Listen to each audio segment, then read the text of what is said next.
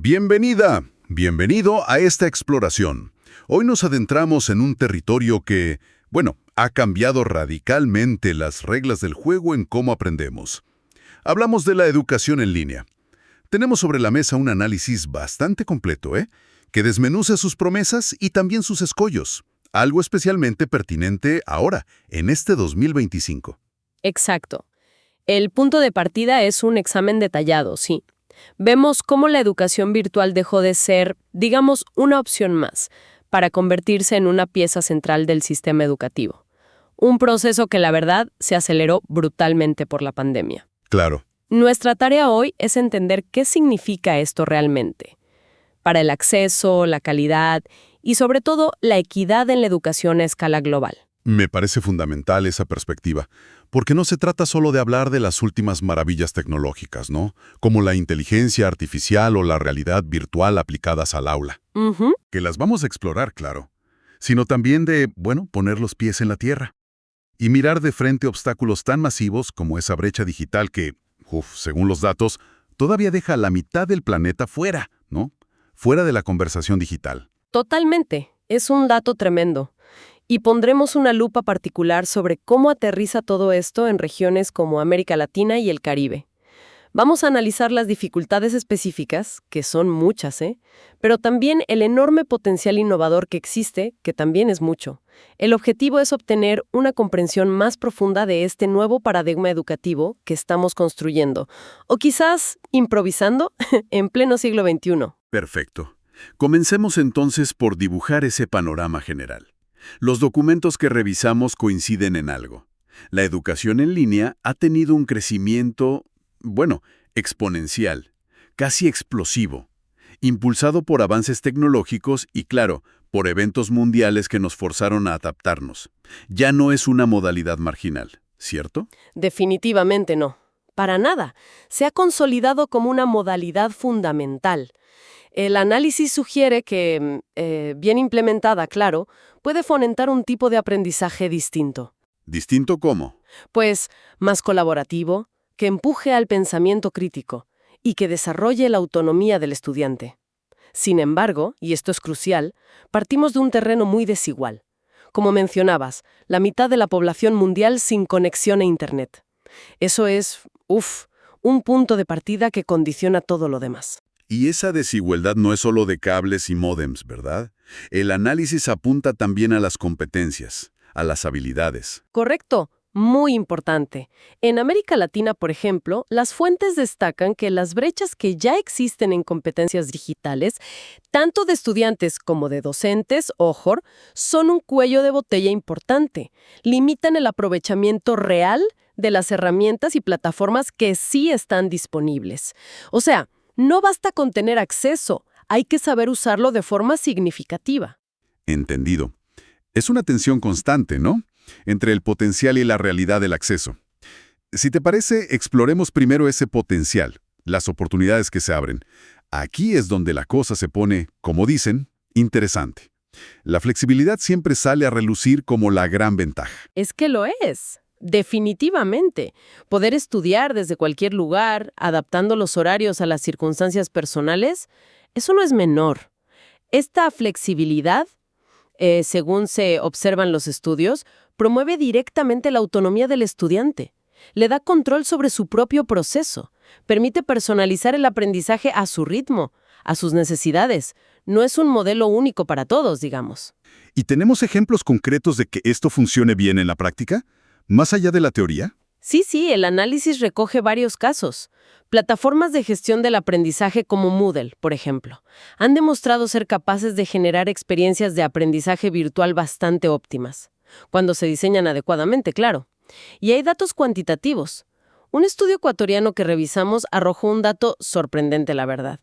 Un 87% de satisfacción estudiantil con los contenidos curriculares ofrecidos a través de medios digitales. Un 87%. Eso es altísimo. El estudio profundiza en por qué. ¿Por qué esa satisfacción tan elevada? No es solo por la comodidad, imagino. Exacto, y ese es el punto clave que revela el análisis. Ese 87% no solo valida el uso de la plataforma en sí, sino que sugiere que la clave está en cómo las TICs, las tecnologías, permiten transformar el contenido curricular. Lo vuelven más interactivo, más visual, incorporan simulaciones, videos, elementos multimedia. Y eso parece resonar muy fuerte con los estudiantes, superando quizás las limitaciones de enfoques pedagógicos más estáticos o puramente textuales. Entiendo. O sea, la tecnología como un medio para enriquecer la pedagogía, no solo para entregar contenido. Y hablando de tecnología, el análisis dedica bastante espacio a las llamadas tecnologías emergentes, inteligencia artificial, realidad virtual, realidad aumentada. Suena futurista, pero parece que ya están tocando la puerta de las aulas. Están más que tocando la puerta. En algunos casos ya están entrando. La inteligencia artificial, por ejemplo, promete revolucionar la personalización. Imagina sistemas que se adaptan en tiempo real al progreso de cada estudiante, que ofrecen refuerzos donde hay dificultades o proponen retos avanzados a quienes van más rápido.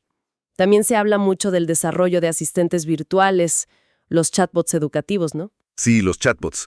Capaces de resolver dudas frecuentes 24/7, liberando tiempo docente para tareas más complejas, más humanas. Y menciona también el análisis de datos, el famoso Big Data, aplicado a la educación. Precisamente, la idea es recopilar y analizar información, agregada y anónima, claro, sobre cómo interactúan miles de estudiantes con los materiales, con las actividades.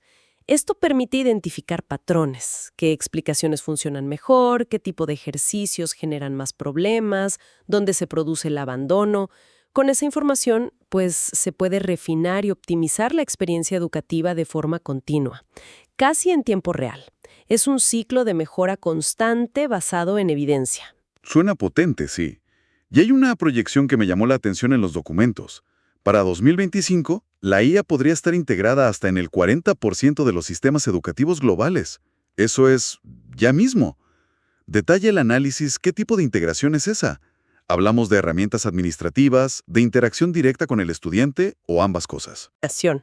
Por un lado, herramientas de gestión y análisis para las instituciones. Por otro, aplicaciones más directas en el aprendizaje, como los sistemas adaptativos y los tutores virtuales que mencionábamos. Es probable que la integración sea gradual y desigual según la región y el nivel educativo, claro está. Pero la tendencia es clara. ¿Y qué hay de la realidad virtual y aumentada? A veces uno piensa en videojuegos. ¿Tiene una aplicación real en educación? Tienen un potencial enorme, especialmente en ciertas áreas. La realidad virtual permite crear experiencias inmersivas que antes eran, imposibles o muy costosas. Piensa en estudiantes de medicina practicando cirugías complejas en un entorno virtual seguro. Claro. O arquitectos recorriendo un edificio antes de construirlo. La realidad aumentada, que superpone información digital al mundo real a través de un móvil o gafas especiales, puede enriquecer desde un libro de texto hasta una visita a un sitio histórico. Es fascinante. Fascinante, sí. Y estas tecnologías dialogan entre sí. Podremos ver, por ejemplo, una simulación de realidad virtual, personalizada por una inteligencia artificial, basada en cómo le fue a ese estudiante antes. Esa es exactamente la dirección. Hacia allá apuntan muchas innovaciones. La convergencia de estas tecnologías es donde reside gran parte del potencial transformador. Una IA podría identificar las debilidades de un estudiante y generar una simulación en RV, realidad virtual, específicamente diseñada para reforzar esas áreas, ajustando la dificultad dinámicamente. Además de estas tecnologías más disruptivas, por llamarlas así, el análisis menciona otras tendencias como la gamificación y el microlearning. ¿Cómo encajan en este cuadro? Son herramientas que abordan desafíos muy concretos del aprendizaje actual, ¿sabes? La gamificación utiliza elementos propios de los juegos. Puntos, niveles, insignias, narrativa. ¿Para qué? Pues para aumentar la motivación y el compromiso. Hacer el aprendizaje más atractivo. Que no sea aburrido. Exacto.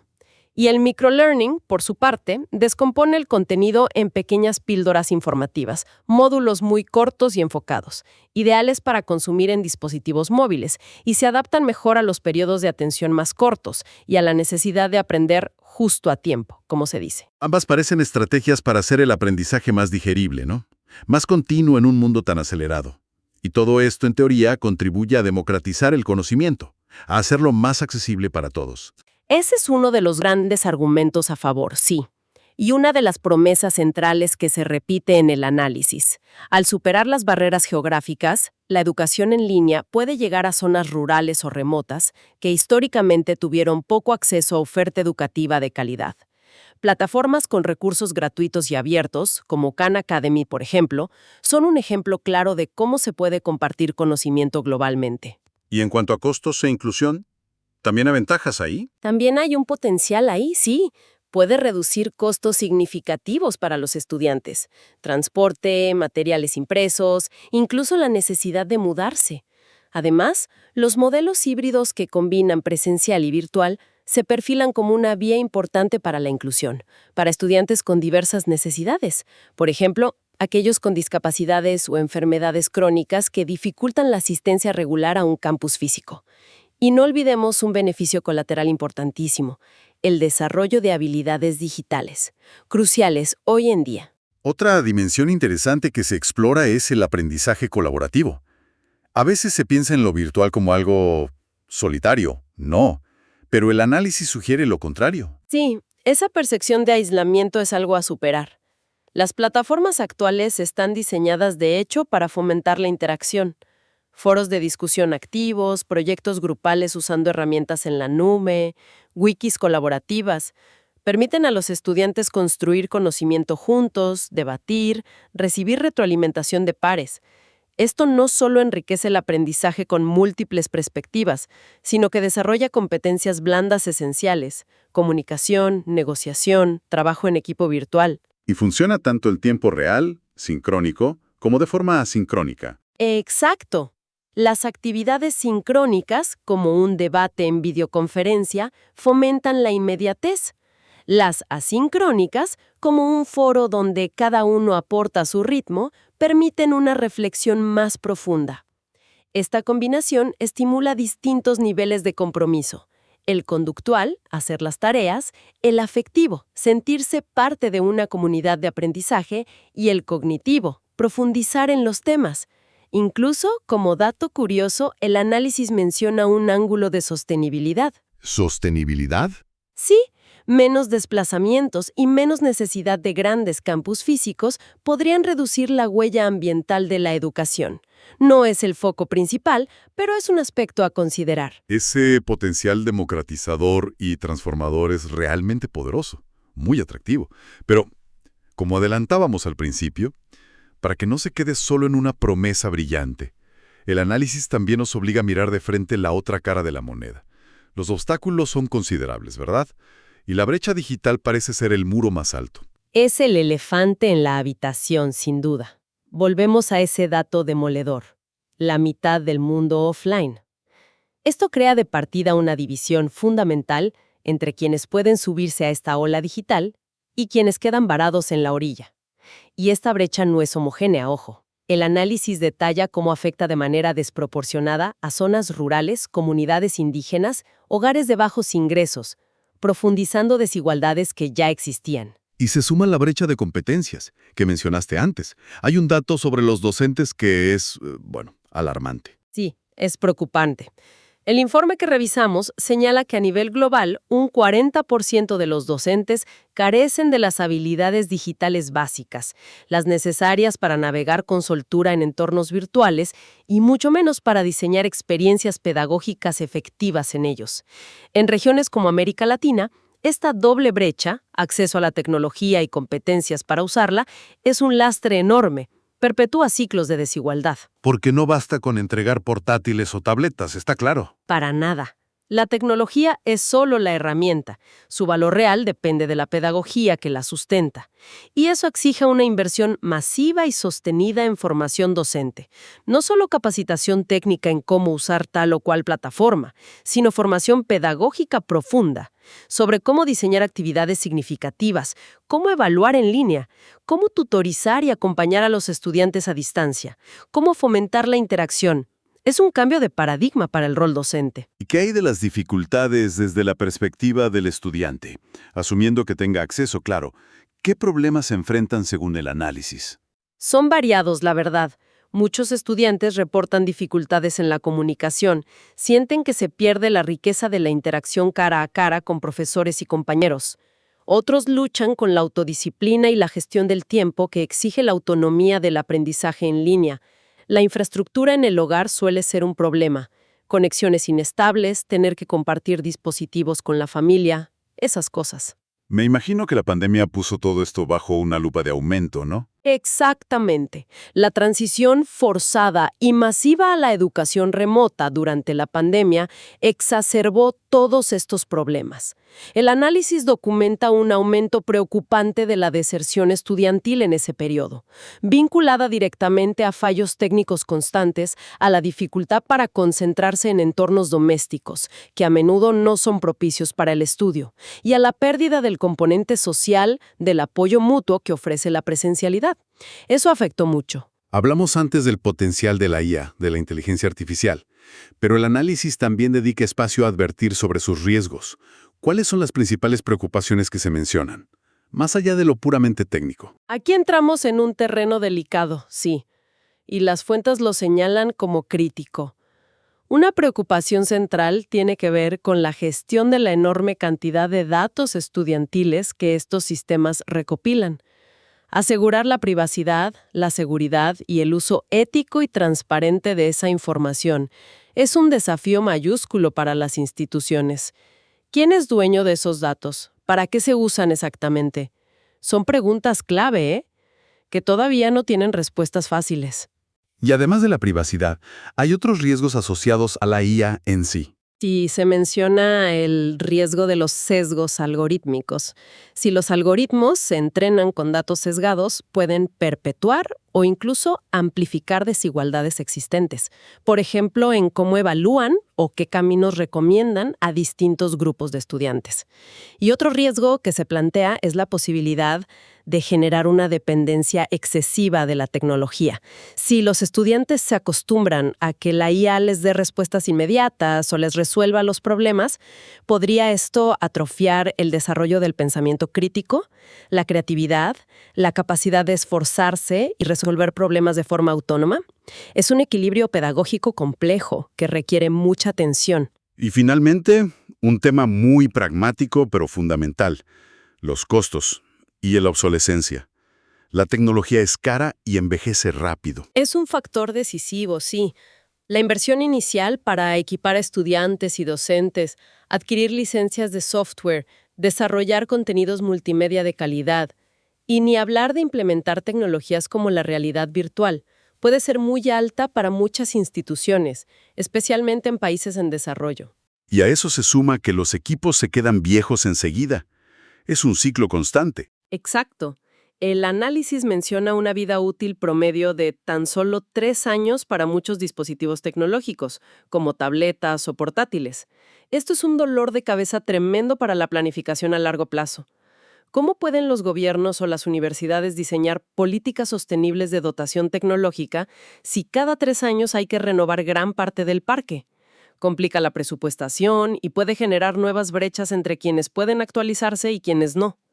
Además, implementar todo esto requiere una coordinación académica y administrativa muy afinada que, no siempre existe. Bien, después de este recorrido bastante completo, ¿cómo sintetizamos el panorama? Tenemos un potencial gigantesco para redibujar la educación, pero al mismo tiempo barreras muy tangibles que amenazan con dejar a mucha gente atrás. Esa es la conclusión central que emerge del análisis, sí.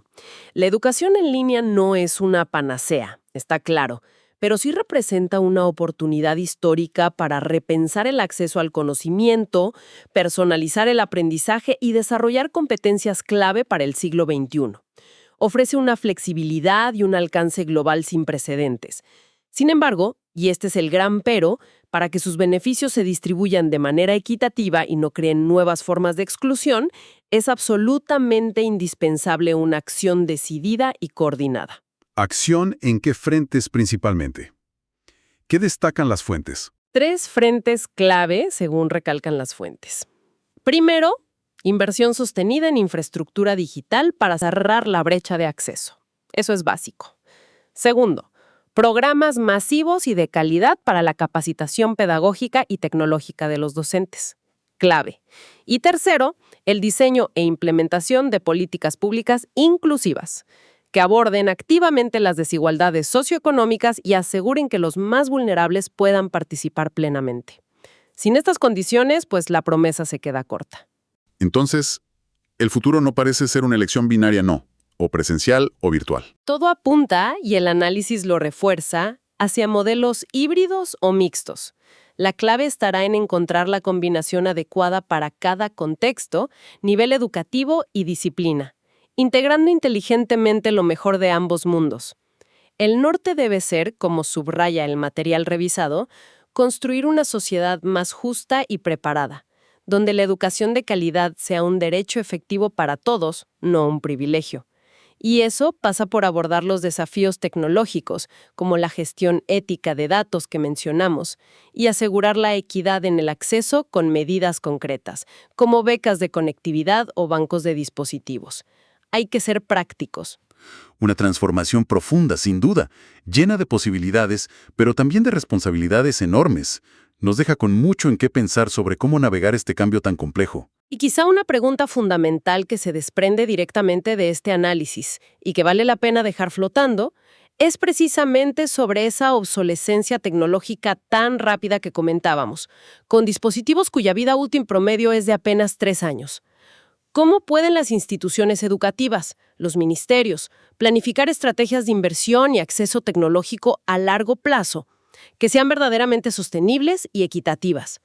¿Cómo evitamos que la necesaria infraestructura tecnológica se convierta en una carga financiera recurrente y en una fuente constante de desigualdad renovada cada pocos años, más allá de los ciclos cortos de vida de los aparatos? Es un nudo gordiano, la verdad, para el futuro de la educación digital.